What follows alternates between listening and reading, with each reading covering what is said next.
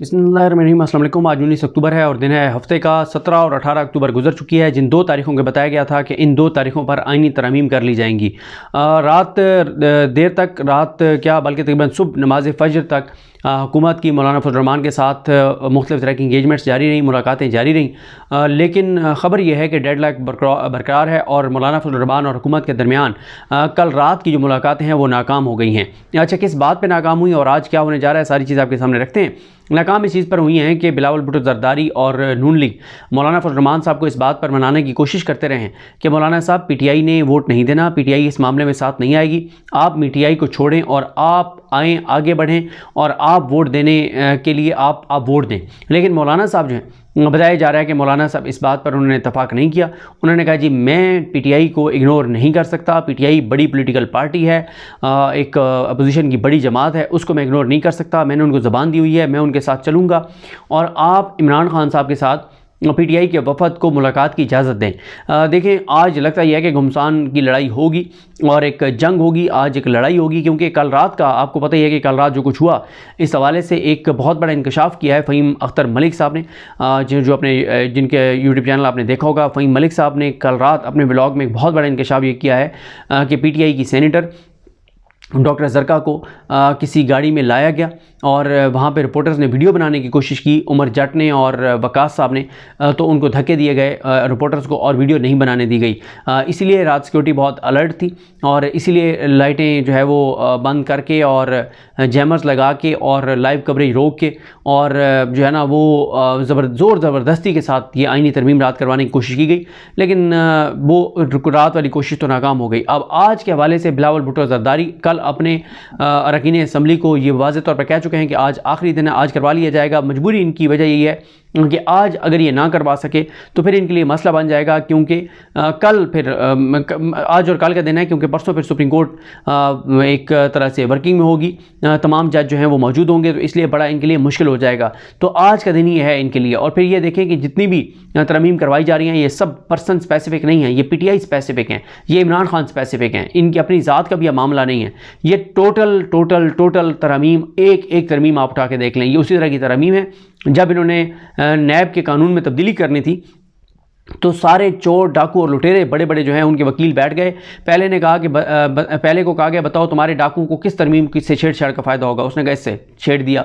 दूसरे को कहा गया तुम्हारा चोर जो है वो कैसे बच सकता है, उसने कहा मेरा चोर इस तरह से बच सकता है अगर आप ये शिक निकाल दें, ठीक है निकाल दी। तीसरे से कहा गया तुम्हारा लुटेरा जो है वो किस तरमीम, कौन सी तरमीम करें तो तुम्हारा लुटेरा बच जाएगा, उसको फ़ायदा होगा, उसने मेरे लुटेरे को इस चीज़ से फ़ायदा होगा। तो इस तरह से चोरों, डाकुओं, लुटेरों के जिन्होंने मुल्क के तबाही और बर्बादी फेरी है, जिन्होंने इस कौमी ख़जाने को नुकसान पहुँचाया है, उन चोरों, डाकू, लुटेरों के वकीलों ने बैठ के मशवरे दिए और उस पर नैब तरमीम कर दी गई, जिसको उमर बंदयाल साहब और इजाज़ुल हसन साहब ने कलअदम किया था और फिर काजी फ़ाइज़ ईसा ने उन तरमीम को बहाल किया।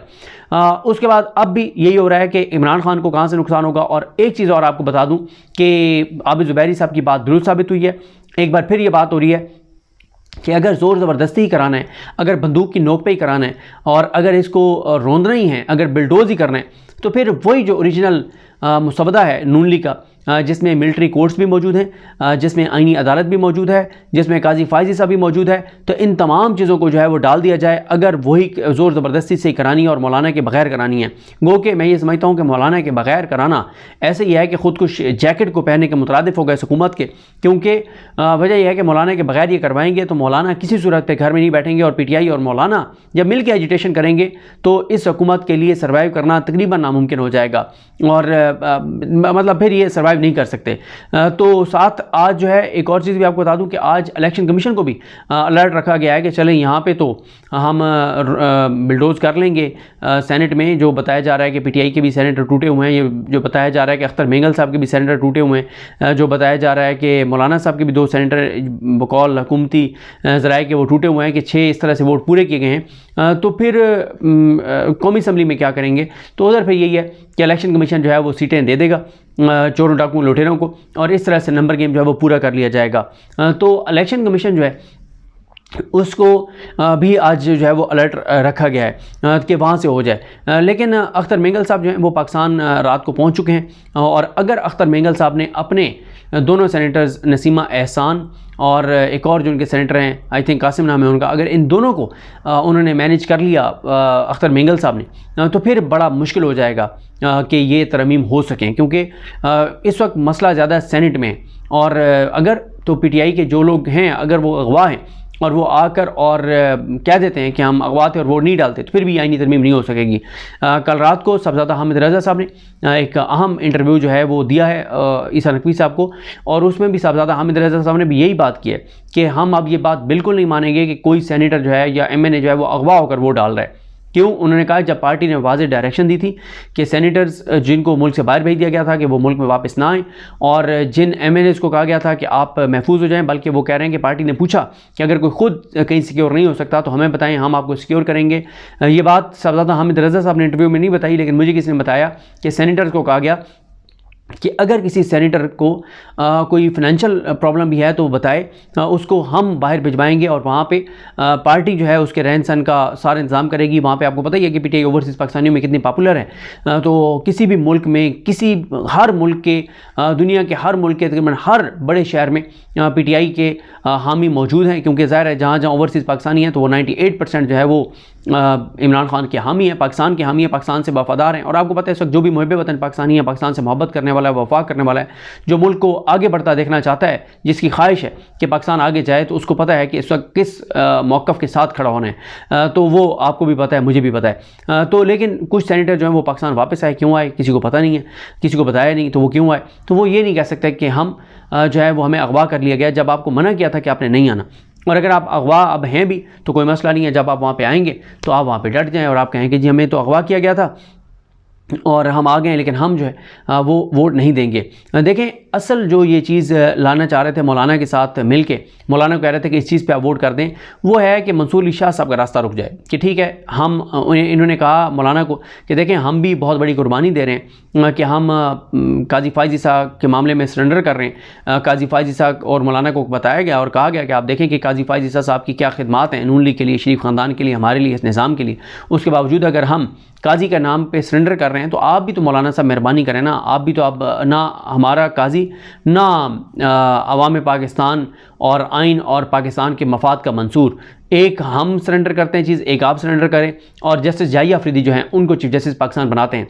अब लेकिन पीटीआई जो है इस बात पे पीटीआई ने रिएक्ट किया, पीटीआई ने दो टोक कह दिए, बल्कि अमीनुद्दीन खान साहब के हवाले से तो कहा हामिद खान साहब ने कि चमचे को हम चीफ जस्टिस पाकिस्तान जो है वो नहीं बनने देंगे, चमचा कहा है उन्होंने अमीनुद्दीन खान को। तो ये आप देख लें कि किस किस तरह के अल्फाज, किस तरह के अलकाबात, किस किस तरह की चीज़ें इन जजेस को सुननी पड़ रही हैं। लेकिन मजाल है कि इनमें से कोई जज जो है वो इखलाकी जुर्रत का मुजाहरा करे और कोई प्रेस नोट जारी करवाए कि जी मैं नहीं बनूंगा चीफ जस्टिस पाकिस्तान, अगर ऊपर वाले जजेस को सुपरसीड करके मुझे बनाया गया। ज़ाहिर है अमीनुद्दीन खान क्यों नहीं बनेंगे? अमीनुद्दीन खान साहब ने जो कुछ किया है वो तो इस वक्त शरीफ ख़ानदान, तो बल्कि अगर एक लम्हे के लिए आप सोचें तो काजी फ़ाइज़ ईसा से भी ज़्यादा सूट उनको अमीनुद्दीन खान करते हैं। क्यों?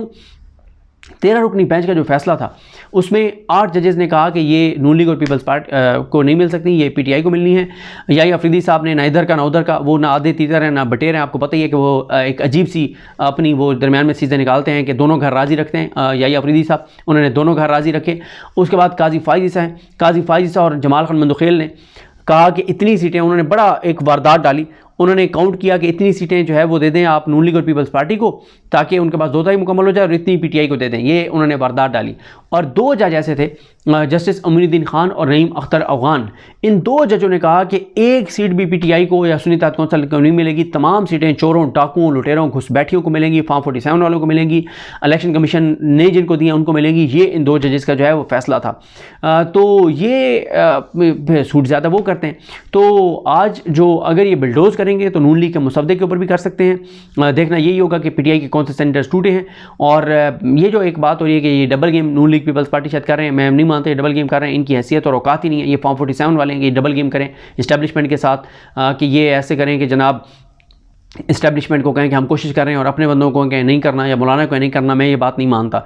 और इतलात यही है कि बहुत ज़्यादा डांट पड़ी है इनको, कल इनकी बहुत छितरौल हुई है। और इसीलिए आपने देखा ना कि बिलावल कल हैदराबाद गया जलसे से ख़िताब करने, हैदराबाद से जलसे से ख़िताब करके आया, और आके और कैसे उसने